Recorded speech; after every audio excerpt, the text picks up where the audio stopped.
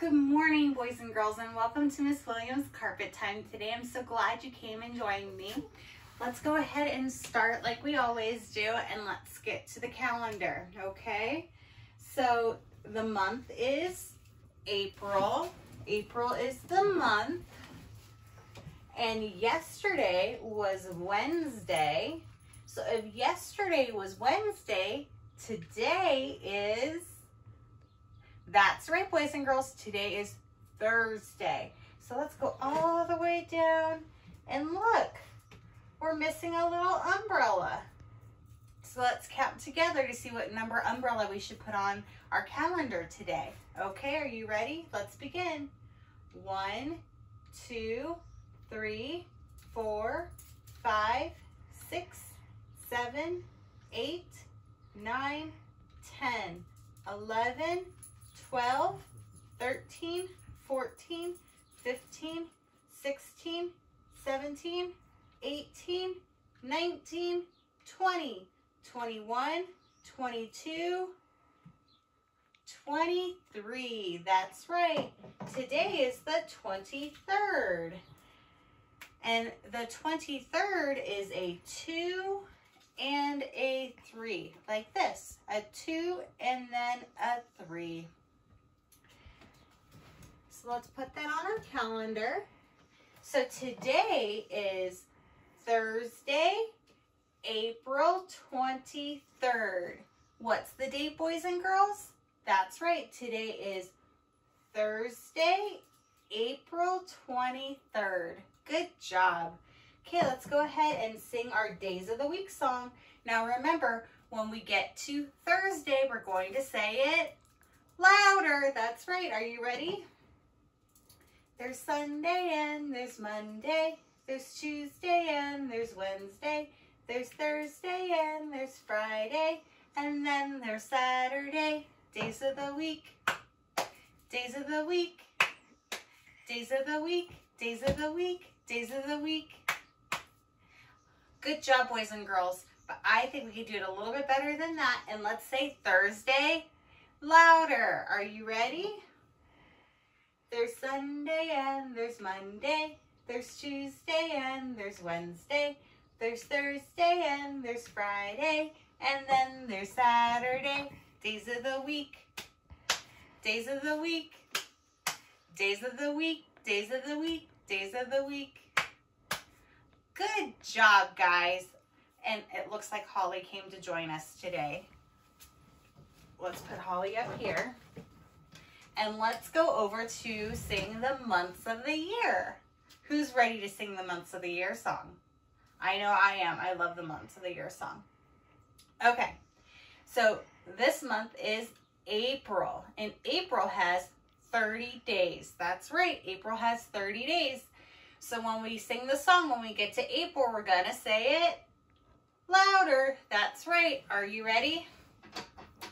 January, February, March, and April, May, June, July, and August, September, October, November, December.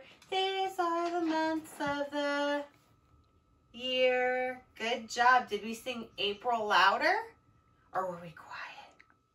Let's sing it one more time, and we're going to sing April louder. That's right. Ready?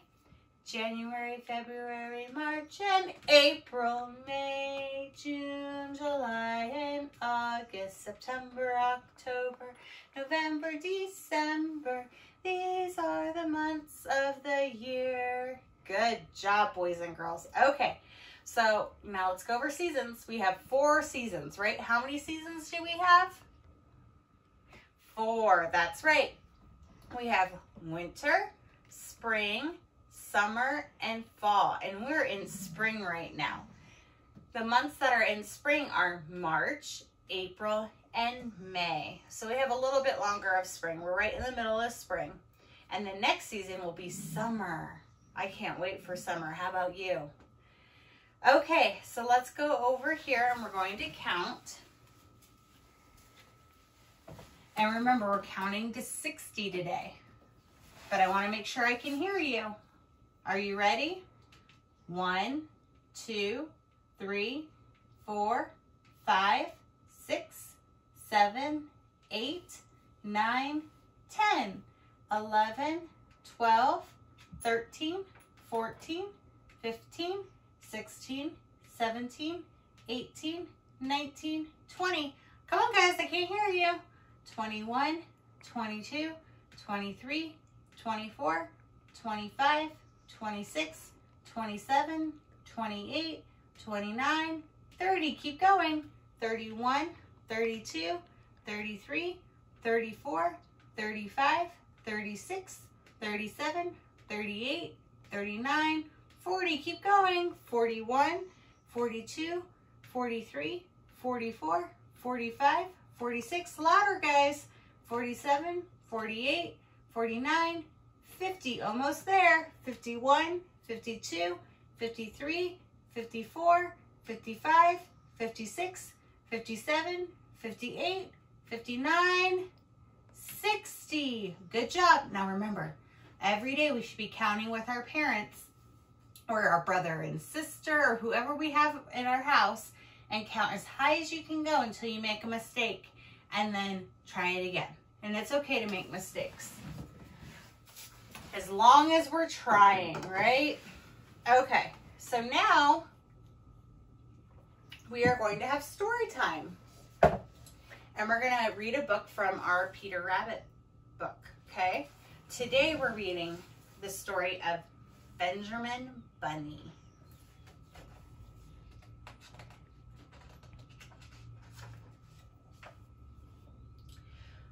One morning, a little rabbit sat on the bank. He picked up his ears and listened to the trit-trot of a pony. A gig was coming along the road. It was driven by Mr. McGregor, and beside him sat Mrs. McGregor in her best bonnet. As soon as they had passed, little Benjamin Bunny slid down onto the road and set off with a hop, skip, and a jump to call upon his relations who lived in the woods at the back of Mr. McGregor's garden. That wood was full of rabbit holes, and in the neatest, sandiest hole of them all, Benjamin's aunt, his cousin Flopsy, Mopsy, Cottontail, and Peter, old Miss Rabbit, and was a widow. She earned her living by knitting rabbit wool, mittens, and muffins. Once I bought a pair at a bazaar. A bazaar is like a store, guys. She also sold herbs and rosemary tea and rabbit tobacco, which we called lavender. Little Benjamin did not very much want to see his aunt. He came around the back of the fir tree and nearly tumbled upon the top of his cousin Peter. Peter was sitting by himself, and he looked poorly, and he was dressed in a red cotton pocket handkerchief. Peter, said little Benjamin in a whisper, "Who has gotten your clothes?" Peter replied, "The scarecrow to Mr. McGregor's garden," and described how he had been chased out of the garden and he had dropped his shoes and his coat. Little Benjamin sat down beside his cousin and assured him that Mr. McGregor had gone out into a gig, and Mrs. McGregor also, certainly for the day, because he was wearing her best bonnet. Peter said he hoped that it would rain. At this point, old Mr. Rabbit's voice was heard inside the rabbit hole, calling, "Cottontail, Cottontail, fetch some more chamomile." Peter said he thought he might feel better if he went for a walk.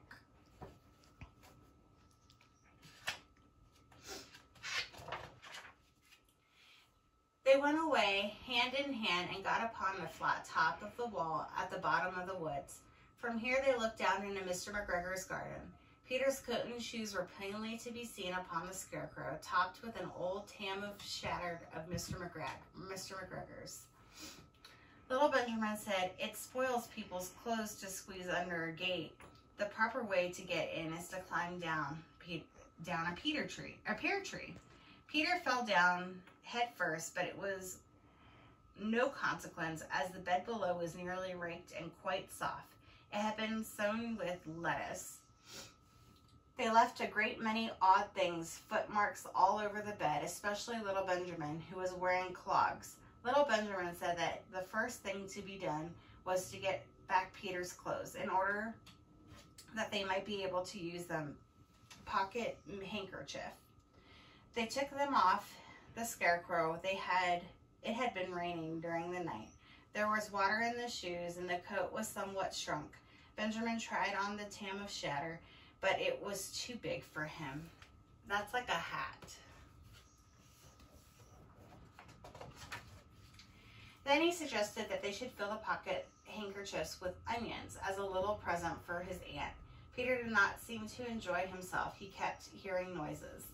Benjamin, on the contrary, was perfectly at home, and he ate lettuce leaves. He said that he was in the habit of coming to the garden with his father to get lettuce for their Sunday dinner.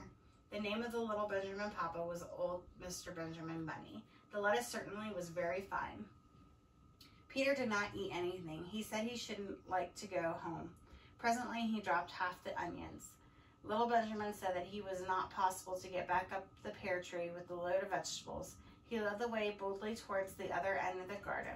They went along a little walk on a plank under a sunny red brick wall. The mice sat on their doorsteps, cracking cherry stones. They winked at Peter Rabbit and Little Benjamin Bunny.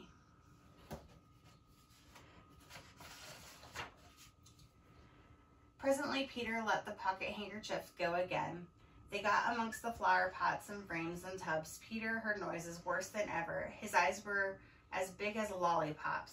He was a step or two into the front of his cousin when he suddenly stopped. This is what those little rabbits saw around the corner. Little Benjamin took one look, and then in half a minute or less of no time, he hid himself and Peter and the onions underneath a large basket. The cat got up and scratched herself and came and sniffed at the basket. Perhaps she liked the smell of the onions. Anyway, she sat down upon the top of the basket. Oh no.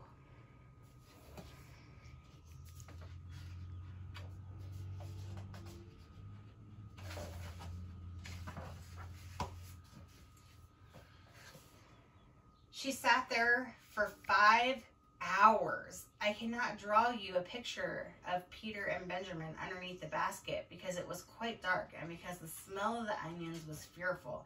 It made Peter Rabbit and Little Benjamin cry.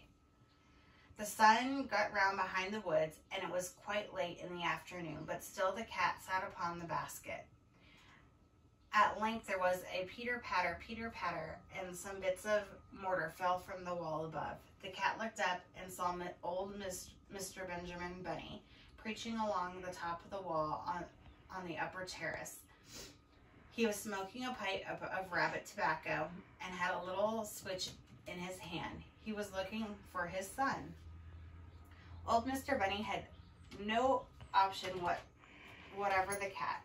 He took a tremendous jump off the top of the wall and on top of the cat and cuffed off the basket, and Nick kicked it into a greenhouse, scratching of a handful of fur. The cat was too much surprised to scratch back. When old Mr. Bunny had driven the cat into the greenhouse, he locked the door, and then he came back to the basket and took out his son Benjamin by the ears and whipped him with the little switch. Then he took out his nephew Peter.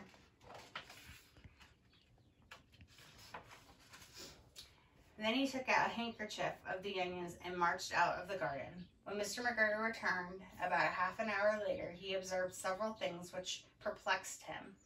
It looked as though some person had been walking all over the garden in a pair of clogs, only the footmarks were too ridiculously little. Also, he could not understand how the cat could have managed to shut herself inside the greenhouse, locking the door upon the outside. When Peter got home, his mother forgave him because she was so glad to see that he had found his shoes and coat. Cottontail and Peter folded up the pocket handkerchief, and old Miss Rabbit strung the onions and hung them from the kitchen ceiling with the bunches of herbs and the rabbit tobacco. The end. I'm so glad you came to Carpet Time today and that we got to read another story about Peter Rabbit. Have a great weekend, and I will see you here again Monday for our Carpet Time. Have a great weekend. Be good.